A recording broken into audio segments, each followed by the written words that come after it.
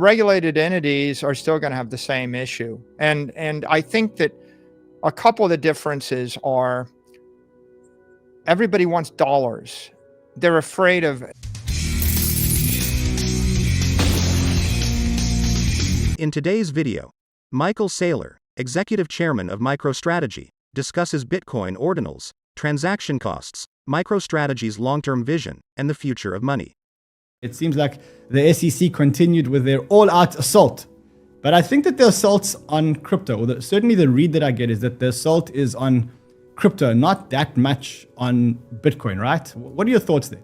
Well, I think there are a lot of interesting ideas in the crypto community. So is the creation of a cryptocurrency like a stablecoin, like the US dollar or a digital yen or digital euro. A third idea is the creation of a digital security where I just want to create a security much faster. And all these digital things we're trading 24/7, 365 programmatically. That's the fourth idea, digital exchange. The fifth idea is a digital token, like a Tom Brady token or a Crater token or Katy Perry token. And if Madonna wants to monetize her brand via a token, that's interesting idea. You know, another idea is derivatives, right? Like perpetual swaps, you know, and these are fairly innovative. Like they don't have an equivalent in the 20th century analog world. And then I guess the final idea, I'll combine them. One is global assets, borderless transactions, and then beyond permissionless, we'll call it. And then the last idea is self-custody. The idea that you could custody your own asset, whether it's a token or a security. You know, there's no way to self-custody your Apple stock, right? And it's not practical to self-custody a bunch of gold, not really. So these are all the interesting ideas. And and I guess the last idea is like DeFi, like basically real-time trading, non-KYC via smart contract. Okay, all interesting. Now, the history is full of interesting ideas. Some of them are successful and some are embraced politically. Like you remember trade sports? It used to be you had these offshore betting markets where you could bet on anything. You could bet on the weather, right? And you could bet on which political candidate is going to win, and you could bet on who's going to get the nomination for the Republican Party. And it was really fun, and the politicians hated it, and they shut it down. You know, and there's a few places in the world where you can still do it, but another interesting, fun idea is betting on sports, right? You're in an amphitheater, there's a basketball game going on. You get to bet on who's going to be the high scorer. And if you could do that with your smartphone in real time, or you could bet on whether you're going to make fourth down, right? In a football game, it'd be really fun. But there's this thicket of regulations that slow you down. Even when they make it legal to bet in one place, like there's another overarching regulation from a different agency that prevents you from doing it. So that's those are all the ideas. And it's a brilliant, beautiful idea. If we had a progressive political system where you had progressive laws and progressive regulators, they would provide you with a legitimate path to register and issue a digital currency, register and issue a digital security, register and issue a digital token, register and issue a digital commodity, register, regulate, run a digital exchange, right? All of those things. And that's one future. There's another future, which is the political system isn't very comfortable with some of those ideas. So what is it comfortable with? Well, if it's an asset without an issuer, if we can't trace the company or entrepreneurs to it, if nobody controls it, and Bitcoin is the greatest example of that, we call that a digital commodity or a crypto commodity. We're kind of comfortable with that as long as you hold it in a place we understand, you pay your taxes on it, it's clear, where it is moving. If you want to own $1 billion of gold, okay. If you want to own $1 billion of Bitcoin, okay. Now, when you start moving that at high velocity, non-KYC, like, in my company, we're trying to figure out, can we just issue Satoshis as a reward for you showing up to the Zoom meeting on time? And the lawyers go, well, if you issue a nickel worth of Satoshis and it's related to your job, then it might be a taxable event and we have to file IRS tax forms with it. So we're like, I can't even issue a nickel. Well, you can issue a nickel of Satoshis if it's not related to the job. Like if you did something over and above the job, you can issue the nickel, but if it's related to the job, you can't. So what you've got crypto commodity as a store of value. It's an institutional safe space, right? That's kind of a safe harbor. I know how that will be taxed. I know how that will be regulated. You want to buy it, you want to sell it, you want to hold it. Okay.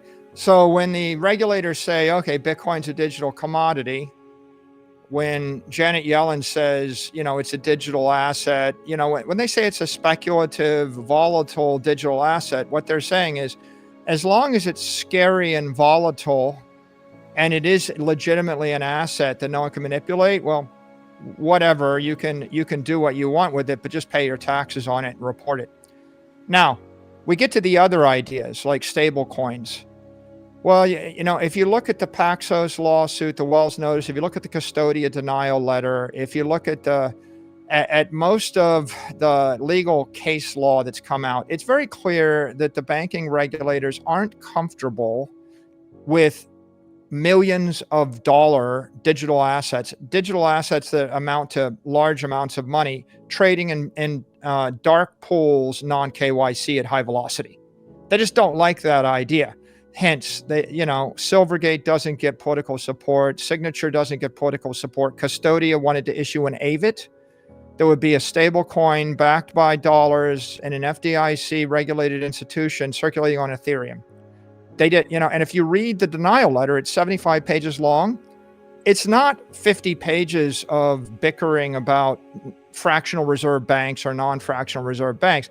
It's pretty much a non-stop rejection with prejudice of the idea that you should issue a stable coin that will circulate non-KYC.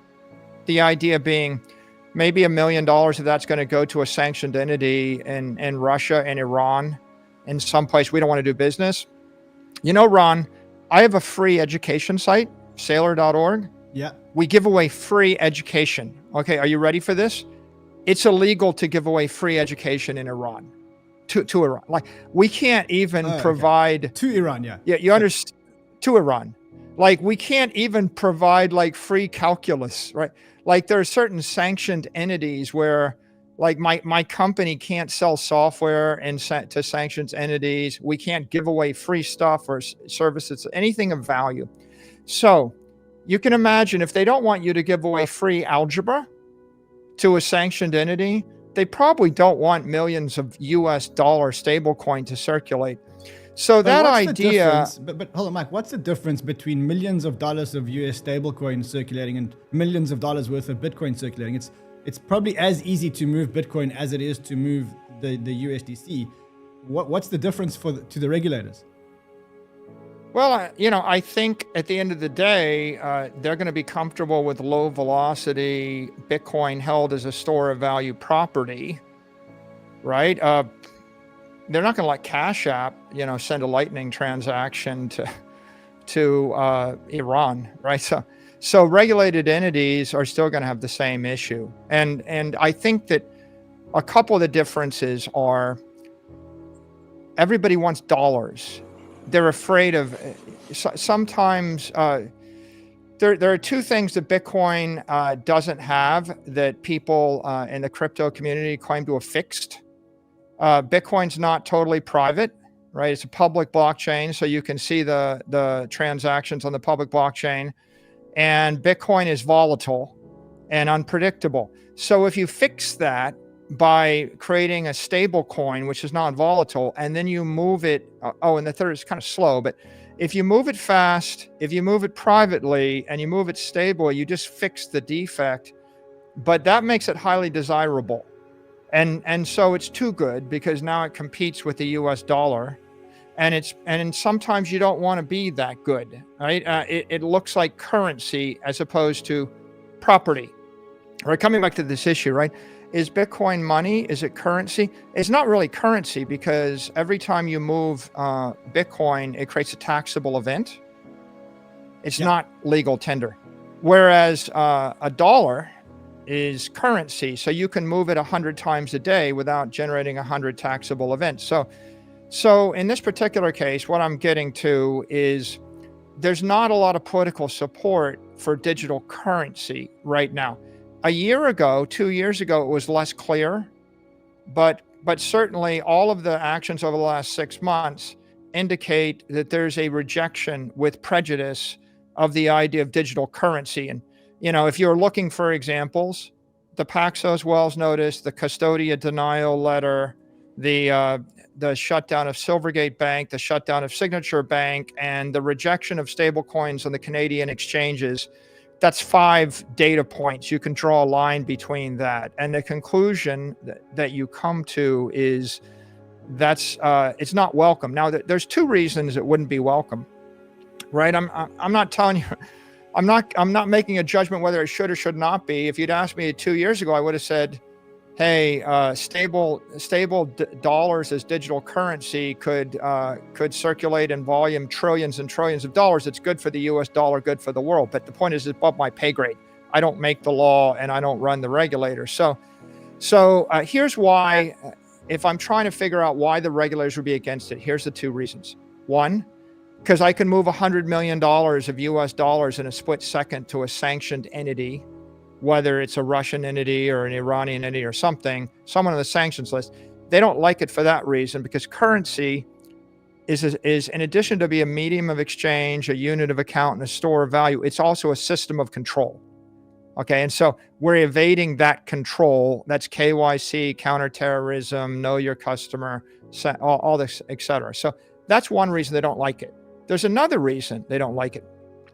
You remember when Do Kwon issued $20 billion of UST, that was backed by Luna. And then you've got another view, which is, okay, well, I've got a stable coin backed by US dollars. But, we don't know whether you've really got the dollars or don't. But here, I can be creative. I got an idea for you. What if I issue $100 billion of stable coin backed by Russian real estate? What if I issue $100 billion of stablecoin backed by the Argentine peso? What if the Chinese issued $1 trillion of US dollar stablecoin backed by Himalayan real estate or the CNY? Yeah, so that at this point, if you're a financial regulator in the banking system of the Western world, you start thinking, well, if I can issue it against like a Luna coin, a crypto token, a better idea is, why don't I just issue it against Brazilian rainforest real estate? And what if the Brazilians issue $250 billion worth of stablecoin? Now, and that, by the way, I hadn't really thought a lot about that, Ron, but if you read the Custodia denial letter in detail, all 75 pages, you see what they say is, we don't want the stablecoin circulating backed by FDIC because you might issue a lot of it. And we know you can't figure out who the 9th, 10th, and 11th holder of it will be, because it'll be non-KYC. And then the third thing is, we don't want you to inspire a foreign bank. They mention a foreign bank. Like, okay, well, maybe the UAE just issues their own stable coin, but where does that stop? What if the Iranians, decide they're just going to issue $500 billion of US dollar stable coin backed by anything, right? And so you can see that they don't really want that. And that's the problem with the stable coins right now.